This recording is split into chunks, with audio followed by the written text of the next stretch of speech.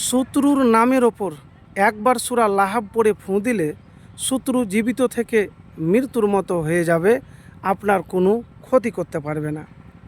তো প্রিয় ভাই, আমি একটি প্রথমে হাদিস বলবো বুখারী শরীফ থেকে।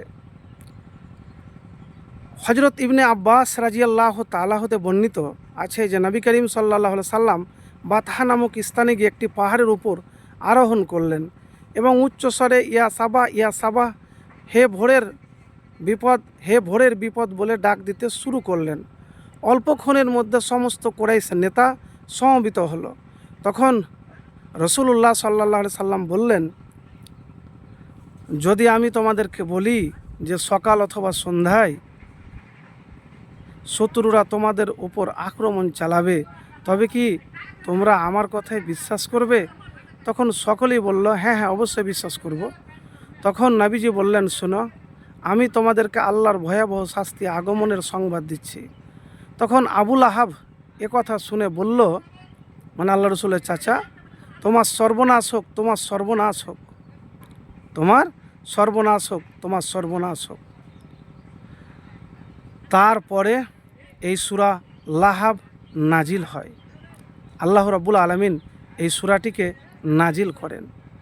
তো প্রিয় ভাই, রাসূলুল্লাহ সাল্লাল্লাহু আলাইহি সাল্লাম এবং ইসলামের শত্রুতার ক্ষেত্রে আবুল আহাবের চাইতে কোনো অংশে কম ছিল না। অনেক ছিল, আবুল আহাব ছিল অনেক লোক ইসলামের দুশমন, শত্রু, আল্লাহ রসুলের শত্রু।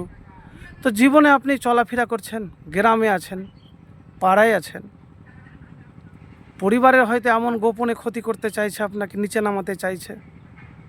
আর একটি কথা মনে রাখবেন যে প্রথম আপনাকে বড় আঘাতটা কিন্তু নিজের কাছের লোক, বংশের লোক, গ্রামের লোকই আপনাকে করবে। তো যখন দেখছেন যে আপনার পিছনে লেগেই গিয়েছে, তখন একটি দুয়ার কথা বলবো, আর এই সূরা একবার পড়ে তার নাম নেবেন, মানে নিয়াত করবেন। নিয়াত করার পরে সূরা লাহাব একবার পাঠ করবেন, দুরূদ শরীফ পাঠ করবেন। আর সকাল সন্ধ্যায় এই দোয়া আর দুরূদ শরীফ পাঠ করবেন 3 বার করে। আল্লাহুম্মা ইন্না নাজআলুকা ফি নুহুরিহিম ওয়া নাউযু বিকা মিন শুরুরিহিম। আল্লাহুম্মা ইন্না নাজআলুকা ফি নুহুরিহিম ওয়া নাউযু বিকা মিন শুরুরিহিম। তবে এতটুকুন বলবো, নিজের জায়গায় ঠিক থাকুন, সৎ থাকুন, আর সব বিচার, বদলা, প্রতিশোধ নিতে যাবেন না। কিছু বিচার আল্লাহর কাছে দিয়ে দিবেন, আল্লাহ রাব্বুল আলামিন তার বিচার করে দিবে। এমনও কিছু লোক আছে, আরেকটি কথা আপনাকে বলবো, দুনিয়াতে কোনো মানুষেরই আপনি মন জোগাতে পারবেন না, আর সবারই কাছে ভালো হতে পারবেন না। শত্রুর কথায়, দুশ্মনের কথাতে মন খারাপ করবেন না।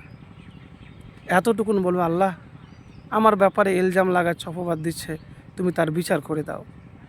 যদি আপনি সৎ থাকেন, সঠিক থাকেন, তা দেখবেন যে শত্রু আছে না, তার দুনিয়ার জীবন অত্যন্ত খারাপ হবে, আর আখিরাতে তো জাহান্নাম আছেই।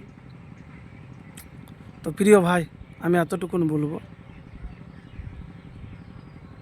দুনিয়াতে চলাফেরা করতে গিয়ে, সংসার করতে গিয়ে আপনার ভালো খাওয়া, ভালো পড়া, ভালো পোশাক, ইনকাম করা সবাই কিন্তু ভালো চোখে মেনে নিবে না।